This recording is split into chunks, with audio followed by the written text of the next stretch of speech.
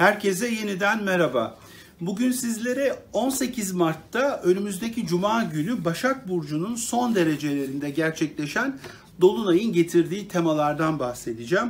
Biliyorsunuz Balık Burcu'nda belirli bir vurgu var. Jüpiter Balık Burcu'nda, Merkür Balık Burcu'nda ve şimdi 18 Mart'ta bir Dolunay var. Bu Dolunay tabii ki bir değerlendirme, sonuçlar ve muhasebeler getirecek. Özellikle Balık Başak ekseni üzerinden baktığımızda, sizler de astrolojik haritanıza baktığınızda bu burçlar nerelerde, hangi evlerde duruyor, Başak hangi evde duruyor, Balık hangi evde duruyor? Bunların üzerinden bu önümüzdeki gündemi daha iyi anlayabiliriz bu koşullar üzerinden. Ve genel olarak tabii Başak ve Balık biliyorsunuz karşıt burçlar her zaman birbirlerini tamamlarlar ve bir ortak temaları vardır. Başak ve Balık'ın ortak teması da daha çok hizmet üzerinedir, sağlık üzerinedir, düzen üzerinedir ve aynı zamanda insana faydalı olan şeyler, sadece bedensel anlamda değil, psikolojik anlamda da, ruhsal anlamda da yararlı olan ya da şifalanmayı gerektiren konuları da anlatır. Ve Balık ve Başak, bildiğiniz gibi Balık özellikle kolektif temalarla çok yakından alakalıdır. İnsanın işte vicdanı, kolektif temalar, ahlakla ilgili konular, daha çok böyle kabullenme ve bir bakıma hayata daha olgun ya da daha fazla böyle faydalı olmak, merhamet göstermek üzerinden bakmakla alakalıdır.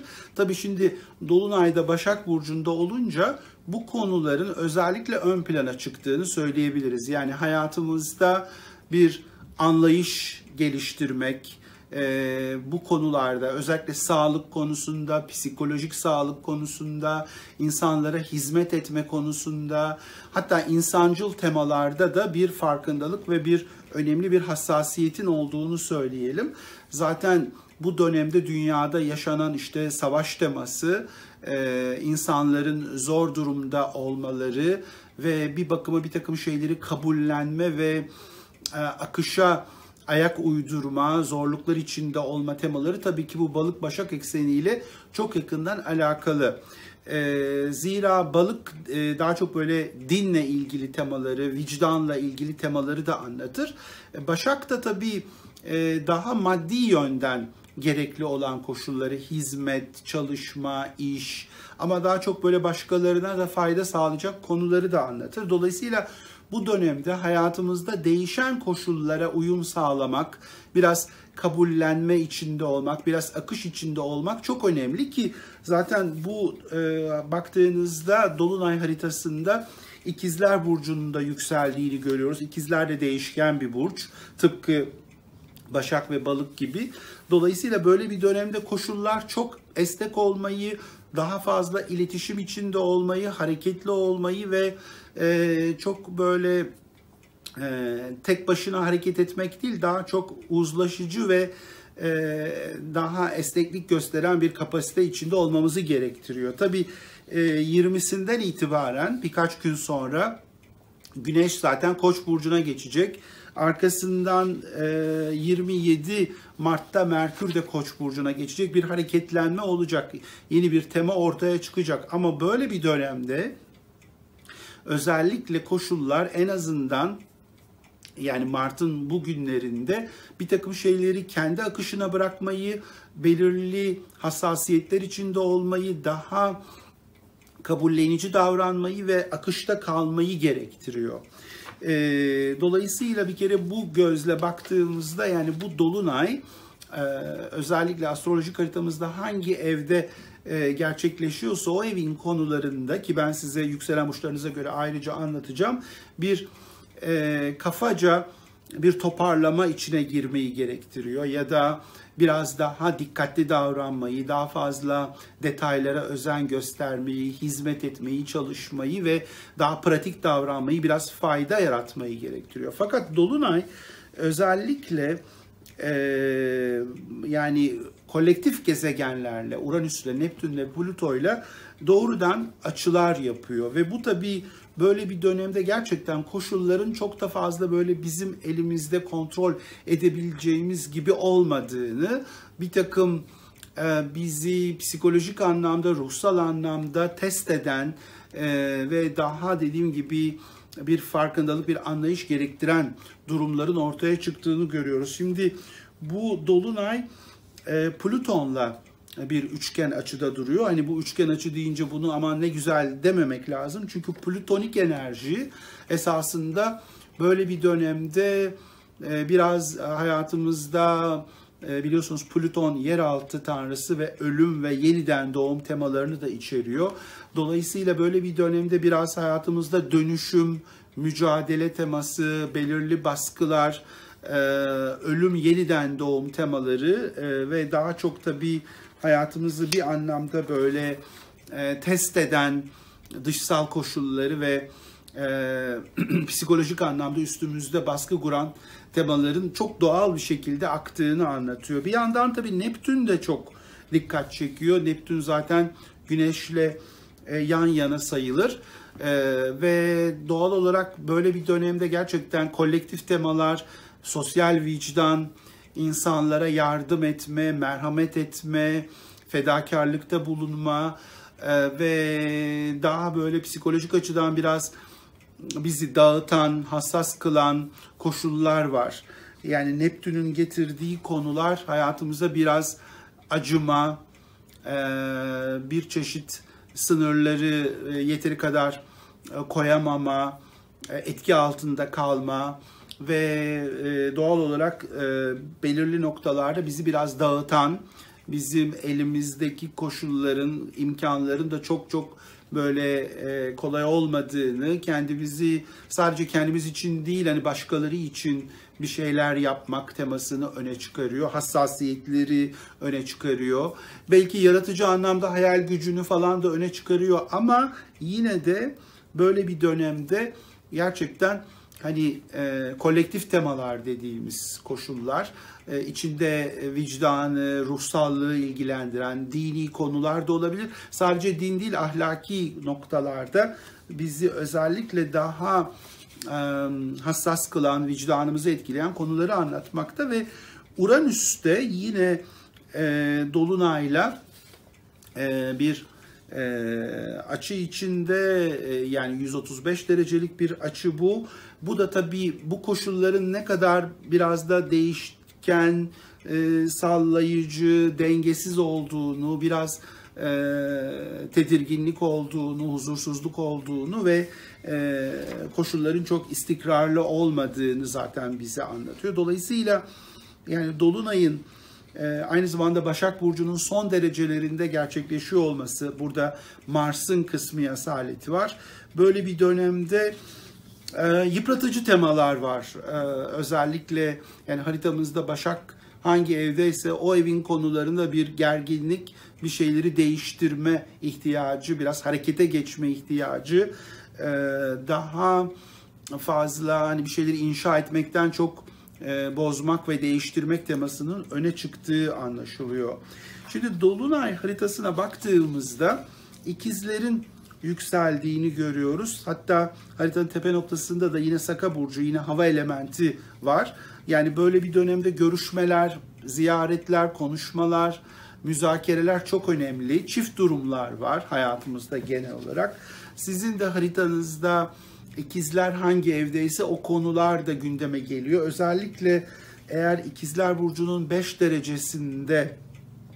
derecesi yakınında bir gezegeniniz varsa, mesela atıyorum bu gezegen Satürn ise, o zaman işte Satürn temaları, sorumluluklar, daha çok görevler, bir takım kısıtlamalar ya da işle ilgili konular belki daha çok öne çıkıyor olabilir örneğin. Ya da mesela ikizlerin 5 derecesinde Venüs'ünüz varsa daha çok içinde ilişkilerin, beraberliklerin, aşkın olduğu ya da daha çok belki de güzel olan şeylere bir vurgu söz konusu olabilir. Bu gözle de bakabilirsiniz. Bunun yanında tabii İstanbul için bakıldığında tepede Saka Burcu var. Ankara için de aynı şekilde öyle.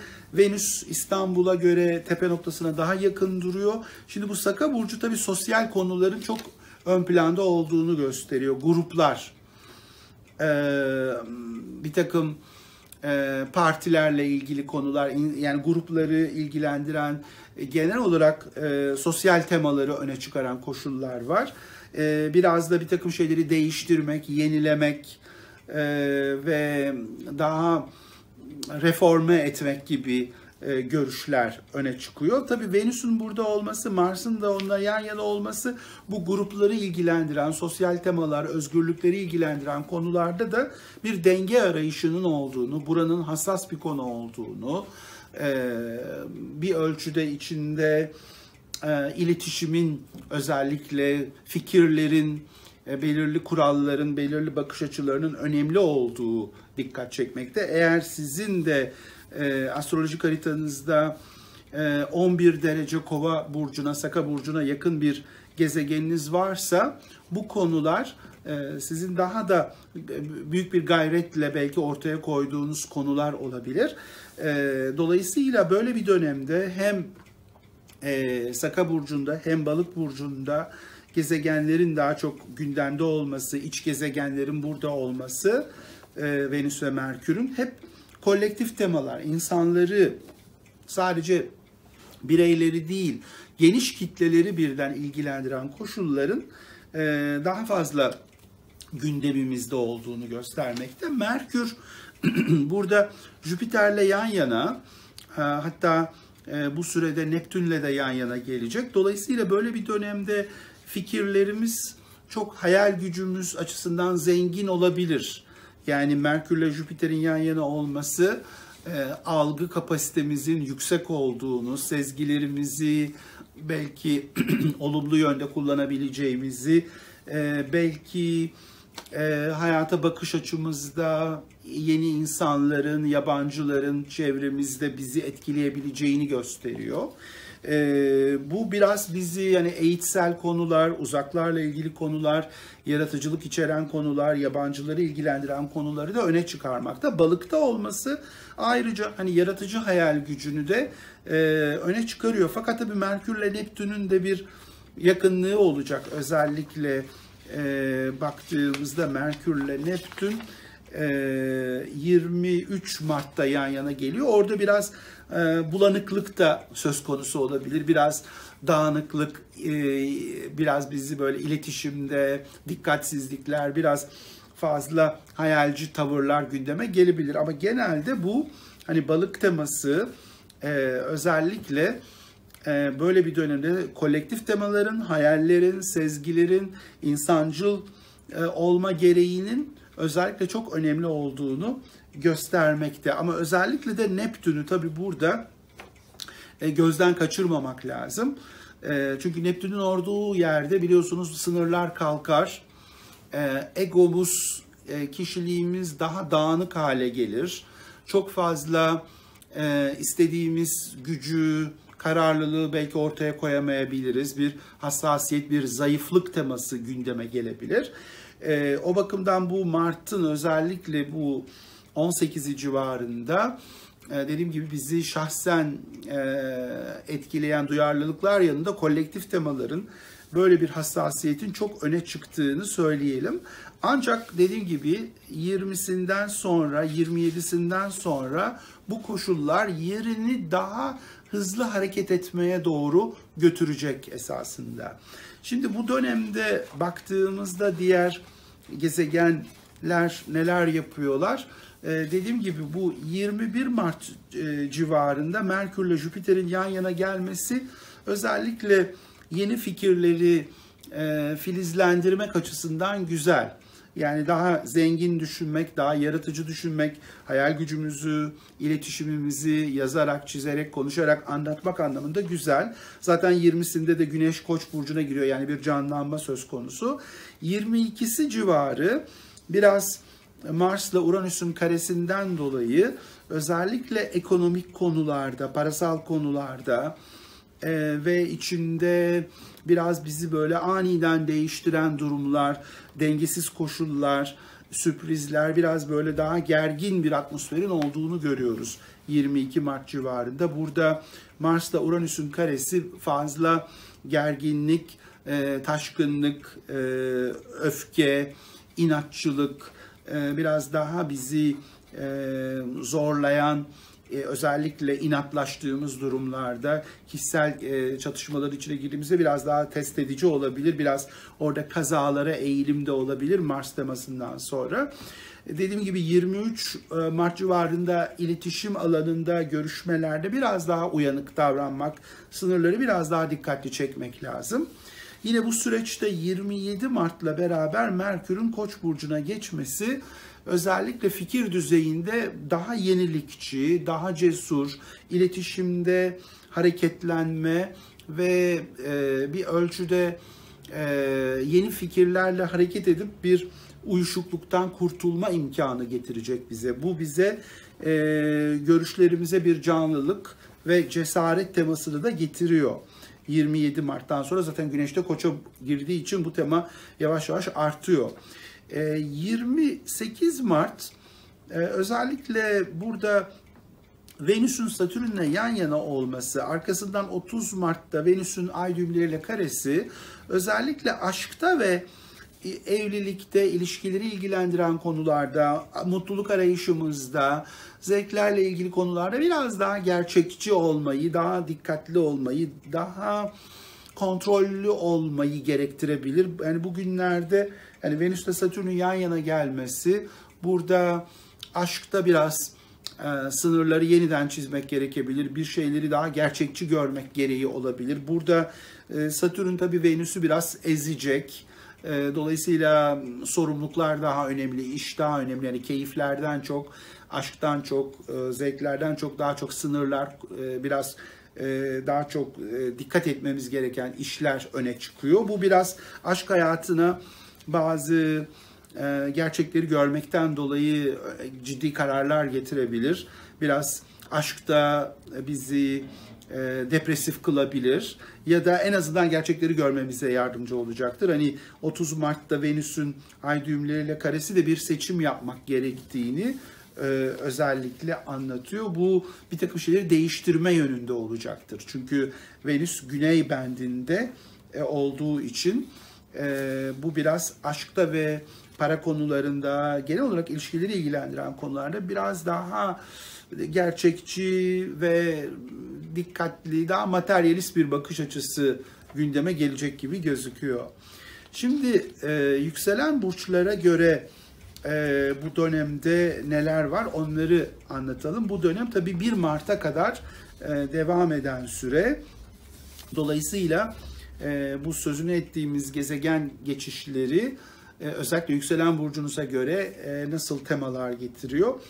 Yükselen koçlar açısından bakıldığında bu dolunay çalışma hayatında, iş ortamında, işle ilgili konularda bir kararı, bir sonucu gündeme getiriyor olabilir. Bu sonuç tabii çok kolay bir sonuç olmayabilir. Biraz yıpratıcı konuları olabilir, biraz içinde anilik ve değişkenlik olabilir. Ve dolayısıyla böyle bir dönemde yükseleni Koç olanlar genelde iş konuları, sağlık, düzen, hizmet konularında daha hassas bir gündem içindeler. Ve böyle bir dönemde çevrede çok hareket var, çok konuşma var, çok yazışma var, iletişim çok önemli. Fakat bu iletişimi çok iyi yönetmek belki hemen kolay olmayabilir, kontrol edilemeyen faktörler olabilir. Belki bu faktörler 27 Mart'tan sonra daha düzgün hale gelebilir. Dolayısıyla yani kardeşler olabilir, iletişim olabilir, yazışmalar bu dönemde çok fazla ön planda, yakın çevrede değişiklikler vurgulanıyor ama bunlar çok kolay yönetilemiyor olabilir 27'sine kadar. 22 Mart civarında da yine gruplar içinde, arkadaşlıklar içinde, takım çalışmaları içinde, biraz iş konularında, para alanında daha ani kararlar gündeme gelebilir. Değiştirici bir yön değişikliği, bir atak olabilir, bir farkındalık, daha fazla bizi uyandıran bir şey söz konusu olabilir. Dolayısıyla biraz para konularına, gruplarla ilgili konulara dikkat etmekte fayda var. 28 Mart civarında da yine gruplar içinde, arkadaşlıklar içinde biraz belki ilişkileri de ilgilendiren konularda, sosyal alanda olaylara daha ciddi, gerçekçi bir bakış açısı gerekiyor olabilir. Burada belki yükselenli Koç olanların gelecekle ilgili bir beklentileri de bir toparlanma, bir şeyleri yeniden hesap etme, kontrol etme ihtiyacı olabilir. Arkadaşlıklar açısından da orada biraz olaylara, sosyal konulara daha dikkatli, daha derin bakmak, biraz daha realist olmak gereği var. Yükselen boğalar açısından tabii bu dolunay aşk hayatına, sevdiklerinizle ilgili konulara, çocuklar olabilir bu, sevgiliniz olabilir, mutluluk aradığınız, keyif aradığınız konulara bir revizyon getirmekte, bir muhasebe getirmekte. Bu tabii pek kolay olmayabilir. Burada bir karışıklık da söz konusu olabilir. Burada biraz aynı zamanda parasal açıdan da mesela speküle ettiğiniz bir durum varsa, bir borsa ya da yatırım konusu, burada biraz yine daha fazla olayları sonuçlandırmak, gözden geçirmek söz konusu olabilir. Yatırımlar dediğim gibi ve aşk hayatı ve genel olarak para konuları. Yani bu dolunay özellikle yükselen boğaları para konusunda, kazançlar konusunda, ceplerindeki para durumunda önemli bir sonuca götürüyor. Buraları yeniden değerlendirme gereği getiriyor. Bunlar belki bir takım gelecekle ilgili beklentileri ilgilendiriyor. Hatta gruplar, arkadaşlıklarla da bağlantılı da gözüküyor olabilir. 22 Mart civarında yine işte ve genel olarak ikili ilişkilerde, iş hayatında da olabilir bu. Biraz daha sakin, biraz daha dengeli hareket etmeye ihtiyaç var. İnatçılıklara dikkat edilmesi lazım. Burada biraz iş hayatında çünkü bu dönemde yoğun bir mücadele ve stres var, yükler var, iddialaşmalar var. Burada daha tepkisel olabilir yükseleni boğa olanlar 22 Mart civarında. 27 Mart'tan itibaren de biraz öngörülemeyen durumlara da bir artış var. Bir takım yeteri kadar çok net düşünememek, çok mantıklı davranamamak, bir risk almak söz konusu olabilir. Bu riskin ucu bucağı belli olmayabilir. Biraz böyle hani öngörülemeyen durumlar, öngörülemeyen haberler ve iletişimde bambaşka bir duruma gitmek, bambaşka bir karar almak teması. Burada biraz dikkatli olmakta da fayda var tabii ki. 28 Mart civarında da yine para konuları, iş konuları, burada bir revizyon gereği var. Burada biraz gerçekçi düşünmek, iş konusunda, iş hayatındaki ilişkilerde daha dikkatli, daha sorumlu davranmak, olaylara biraz daha maddi yönden bakmak gerekiyor. Yükselen ikizler bu dolunayda daha çok aile ve ev konularına, belki toprağı ilgilendiren konulara, belki gayrimenkul gibi konulara, babayı ilgilendiren, evdeki değişiklikleri ilgilendiren konulara zaman ayırabilirler. Burada kendi iç dünyalarında bir muhasebe de yapabilirler.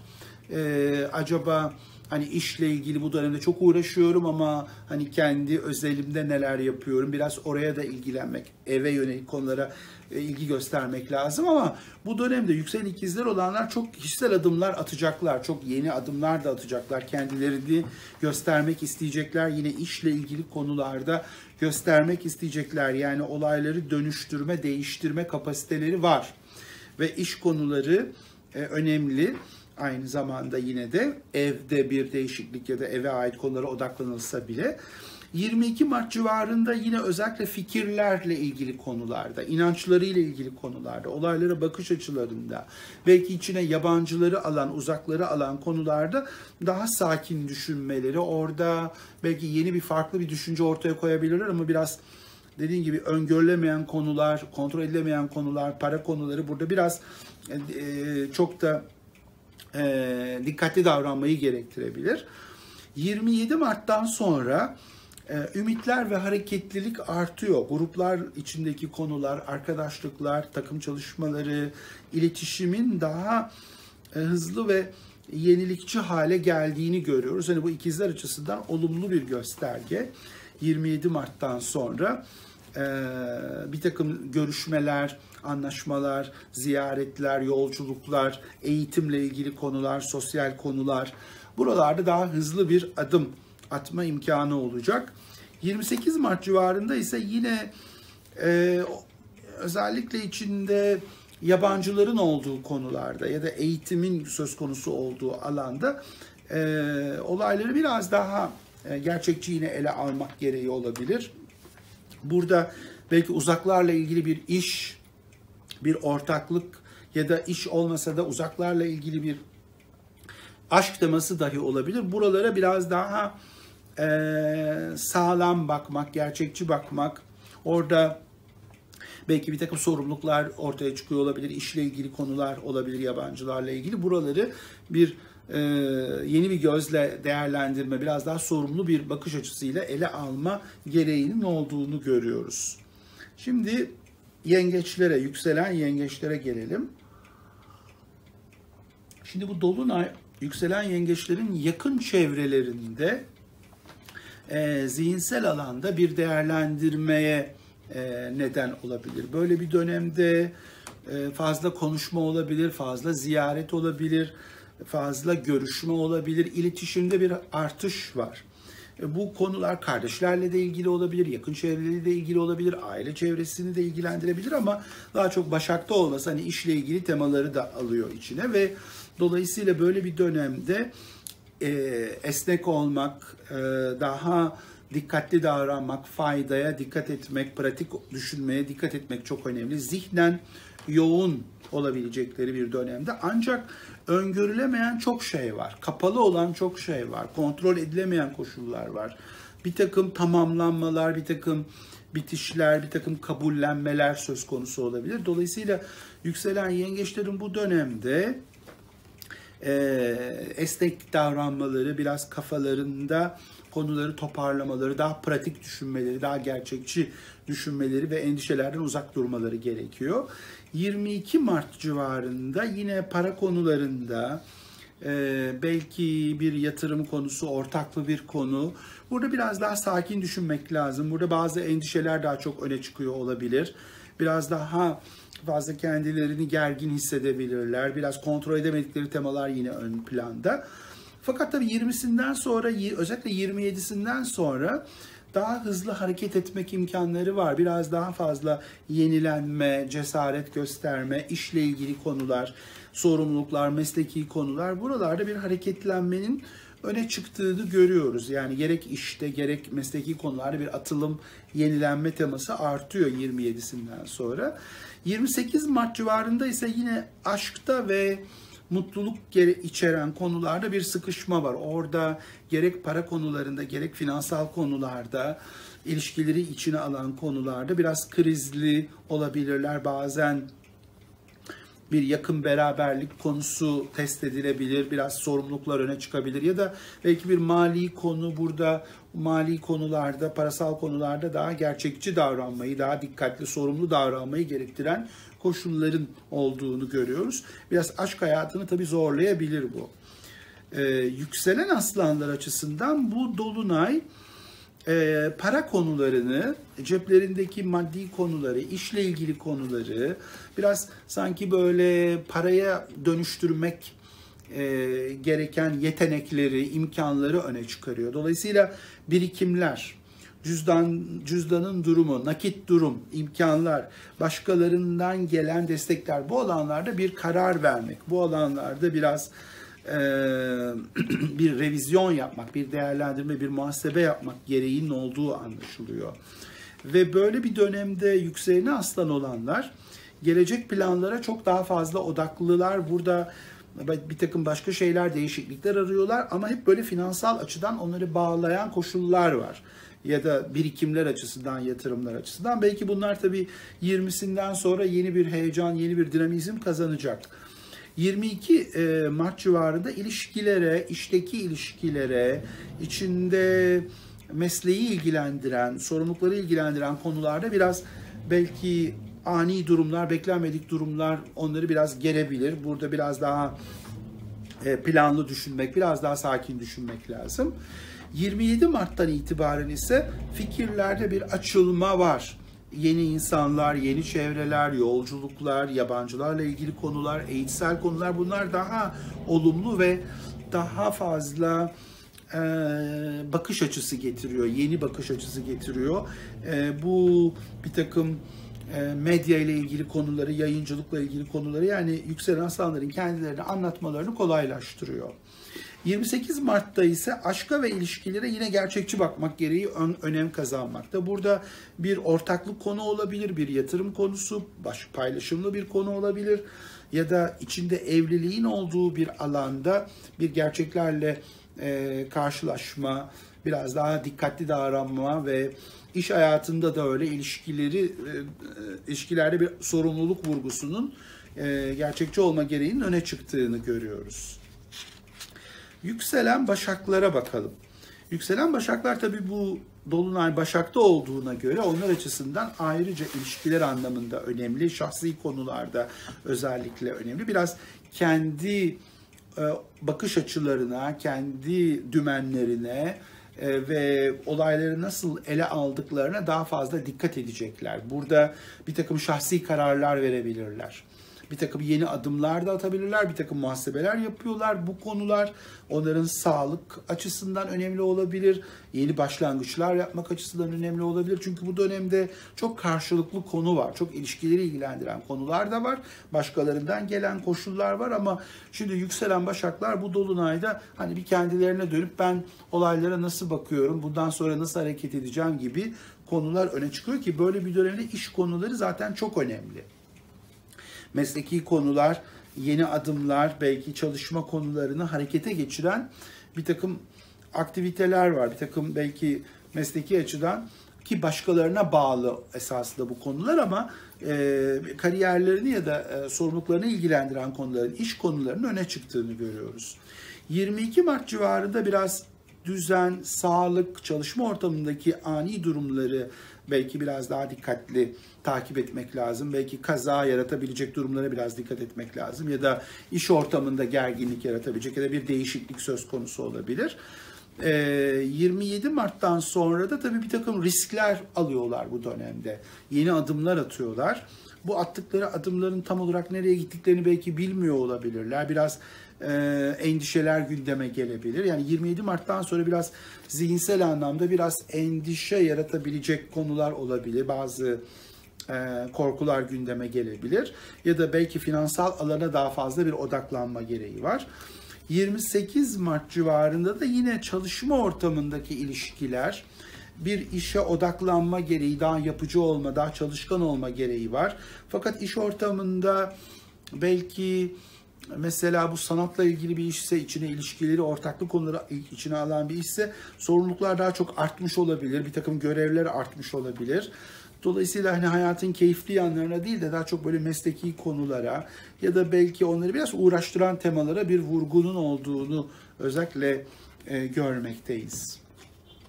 Yükselen teraziler açısından bu dolunay onların daha çok psikolojilerini, iç dünyalarını, hassasiyetlerini daha fazla öne çıkarıyor. Böyle bir dönemde hem çalışma açısından, çalışma koşulları açısından hem sağlık, düzen, hizmet açısından bir takım revizyonlar, bir takım kabullenmeler var. Yani bir takım şeyleri kabul ediyorlar, kendi akışına bırakacaklar. Ondan sonra belki yeni bir tema, özellikle 20'sinden sonra, 27'sinden sonra gündeme gelecek. Dolayısıyla bazı hassasiyetler, bazı kabullenmeler var. Bu bazen gizli durumlar onları biraz fazla bağlamış olabilir, kontrol edemedikleri konular. Belki iş konusunda aradıkları değerleri, yani tatminleri pek bulamamış olabilirler. Belki sağlık konusunda hep bir hassasiyet ve hizmet, sağlık konularına bir vurgu var. Yine bu dönemde biraz da olaylara daha geniş bakmak, biraz yeni şeyleri öğrenmeye açık durmak, yabancılarla ilgili konular olabilir bu, akademik bir konu olabilir, eğitimle ilgili bir konu olabilir, biraz ona hareket getiren konular da var. Yani kafaca çok biraz esnek olmak, yeniliklere açık olma imkanları da var neyse ki. 22 Mart civarında biraz spekülatif konulara, yatırımları ilgilendiren konulara, biraz içinde aşkın olduğu konular, zevklerin olduğu konular, bazen belki çocuklarla ilgili konular, bunlar biraz onları daha huzursuz edebilir. Ya da özellikle parasal konularda, yatırımları ilgilendiren alanda. Ve 27'sinden sonra özellikle bir hareketlilik var, bir vites yükseltme var. Özellikle yeni anlaşmalar, görüşmeler, karşılarına gelen insanlar, belki onlara bir takım önerilerde bulunabilir. İletişimi hızlandırabilir, görüşmeler hızlanabilir. Tabii biraz denge de gerekiyor aynı zamanda. Çünkü çok fazla tek başlarına hareket etmek mümkün değil böyle bir dönemde. Biraz sanki ayıya dayı demeleri de gerekiyor. Ortaklık konuları, eşleriyle ilgili konuları daha fazla oralara zaman ayırmaları gerekiyor. 28 Mart'ta da öyle. Aşk hayatında keyiflerin olduğu konularda biraz gerçekçi olmak, orada biraz bir şeyleri anlamak, fark etmek, sorumluluk almak, daha ciddi düşünmek, biraz gerçekçi bakmak ihtiyacının olabileceği anlaşılıyor 28 Mart civarında. Yükselen akreplere bakalım. Şimdi akrepler açısından tabii bu dolunay onların işle ilgili hedeflerini ya da bir grup içindelerse, arkadaşlıklar içindelerse bu grup çalışmalarını, genel olarak ümitlerini, beklentilerini bir revize etmelerine neden olacak. Yani böyle bir dönemde hani iyimser olmaktan ziyade dikkatli davranmak, biraz değişikliklere bakmak. Yani ben böyle ümit ediyordum ama bunlar böyle olmuyor dediğimiz türden bir takım şeyleri gözden geçirmek gereği var. Bu biraz tabii yani depresif olmasa da bir parça zihinsel anlamda yükselen akrepleri geriyor olabilir. Bu belki bir grup içinde, iş ortamında onları daha hassas kılan konular, dengesiz kılan konular olabilir. Böyle bir dönemde yatırım konusu, biraz bağlayan konular, finansal konular, bazı endişeler daha çok öne çıkıyor. Özellikle spekülatif konulara biraz dikkat etmeleri lazım. Aşk konusunda benzer şekilde biraz daha mantıklı, daha gerçekçi davranmak gerekiyor. 22 Mart civarında evde ve ailevi konularda, belki içine evliliği de ilgilendiren konularda yine onların bir takım değişik adımlar atması mümkün olabilir. Daha fazla belki bir risk alması gündeme gelebilir. Biraz evde gerginlik çıkarabilecek temalar olabilir. Burada biraz daha güvenlik konularına, kazalara biraz daha dikkat etmek lazım. Ve 27 Mart'tan sonra da özellikle sağlık, çalışma konuları, iş konuları, meslek alanını ilgilendiren değişiklikler, yeni adımlar, daha fazla çalışma ihtiyacı, biraz onları yorabilecek temalarda bir artış var zaten 20'sinden itibaren. Hani 27 Mart'tan sonra bu daha da belirgin hale gelecek gibi gözüküyor. Özellikle mesleki konulara, çalışma konularına bir odaklanma var. 28 Mart civarında ise belki toprağı ilgilendiren bir konu, aileyi ilgilendiren bir konuda bir sorumluluk olabilir. Eve yönelik bir sorumluluk, evde bir ciddi olma gereği. Biraz evde belki tam aradıkları mutluluğu, belki yumuşaklığı bulamamış olabilirler. Biraz onları bu anlamda yorabilir ya da biraz gerçekçi olmaya zorlayabilir özellikle 28 Mart civarındaki koşullar. Yükselen yaylara baktığımızda ise bu dolunayın özellikle iş hayatına bir revizyon getirdiğini, bir karar getirdiğini, önemli sonuçlar getirdiğini, onların statülerini, pozisyonlarını etkileyen olayların gündeme geldiğini görüyoruz ki bu biraz hem dikkat çekecekleri bir gündem, başkalarının da dikkatini çekebilirler. Hani öne çıkabilirler ama bir yandan da hani kariyer alanında çok sakin bir döneme benzemiyor. Biraz dağınık bir dönem. Ve dışsal koşullar onları çok belirliyor, bağlıyor.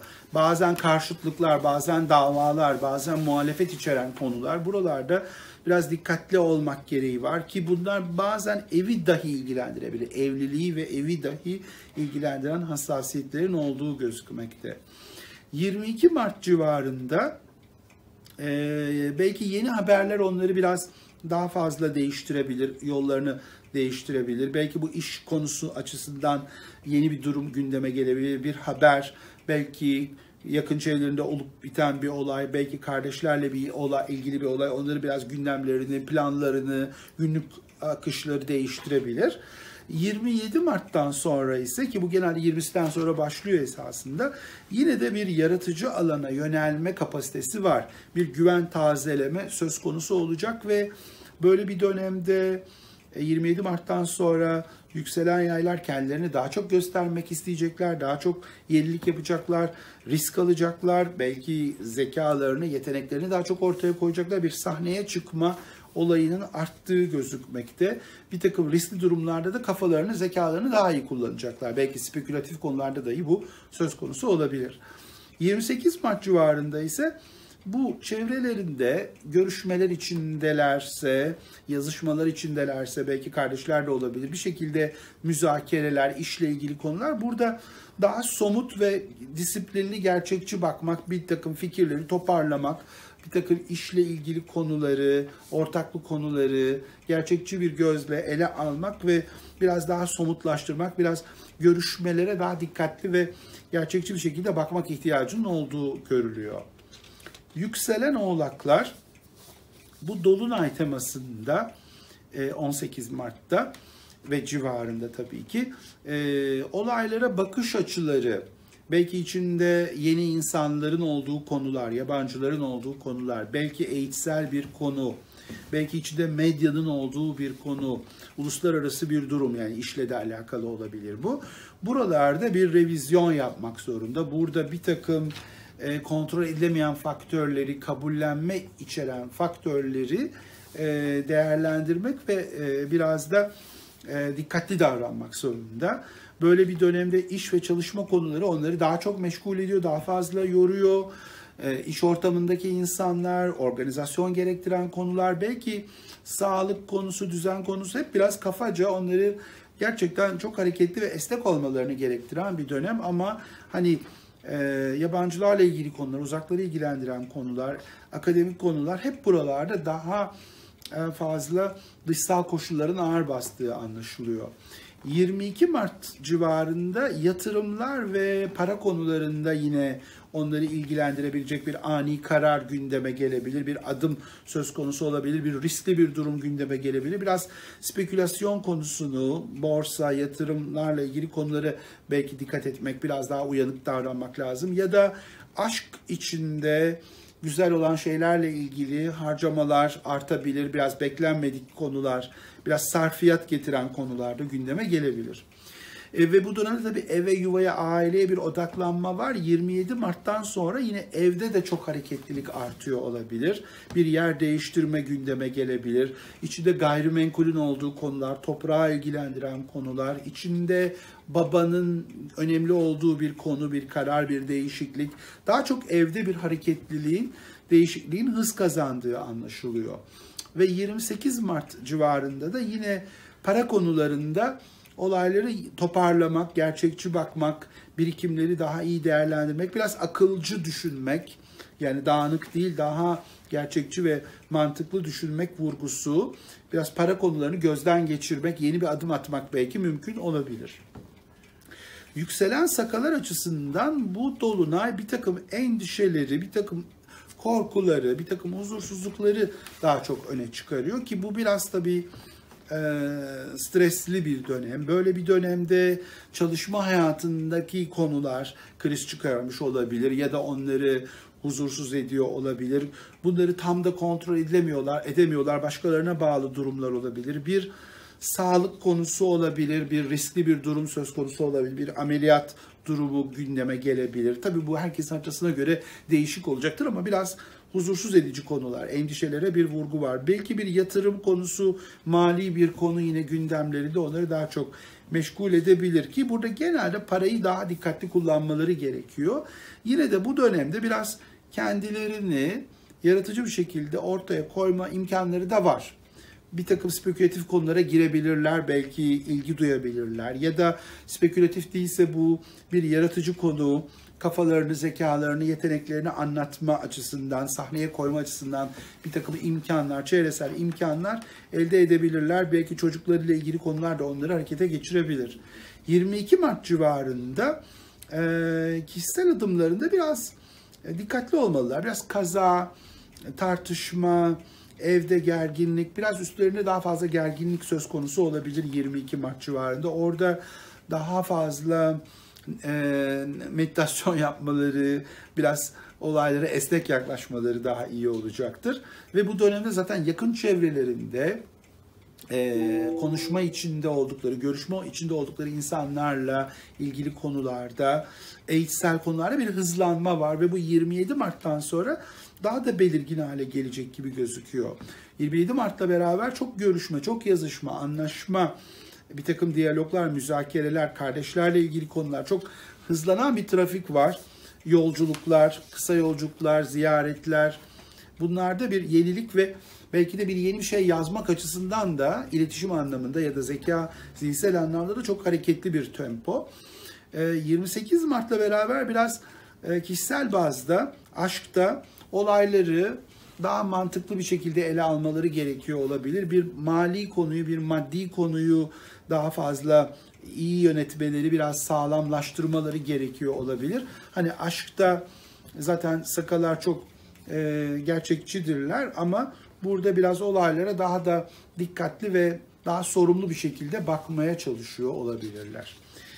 Yükselen balıklar. Şimdi balıklar açısından tabii bu dolunay evlilik hayatına, ilişkilere, iş hayatındaki ilişkilere, ortaklaşa konulara bir hassasiyet, bir müzakere, bir değerlendirme yapma gereği getiriyor. Dolayısıyla dışsal koşulların öne çıktığını görüyoruz. Pek hani tek başlarına her şeyi olup bitirip yaptıkları bir dönem değil.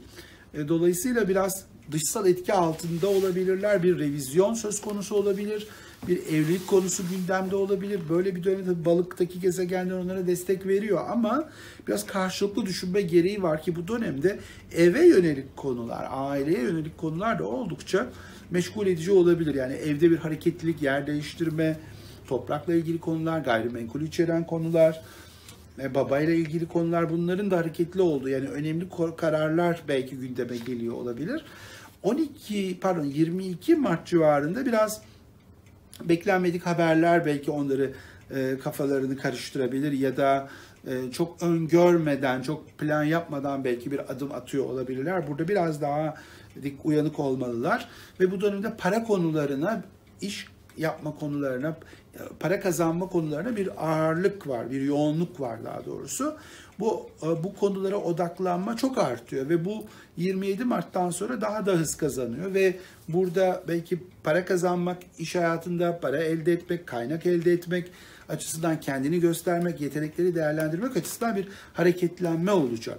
Bir hızlanma olacak. Bu da tabii onların hani imkanlarını daha fazla zorlayacaklarını, cesaret göstereceklerini anlatıyor. Ama 28 Mart civarında aşkta, ki bu dönemde genel olarak aşk ve ilişkiler çok bulanık ve dağınık, yani biraz sıkıntılı, kontrol edilemeyen durumlar var. Elde olmayan nedenler var. Biraz sanki ruhsal anlamda çok test ediliyorlar. Dolayısıyla duygusal anlamda, ilişkiler anlamında aşkta çok yüksek beklenti içinde olmamak lazım. Orada tutarlı davranmak lazım, gerçekçi olmak lazım.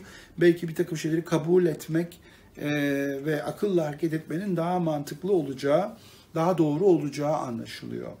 Evet, bu dolunay 18 Mart'ta biraz koşulları açısından bizi çok hassas temalar içinde bırakıyor.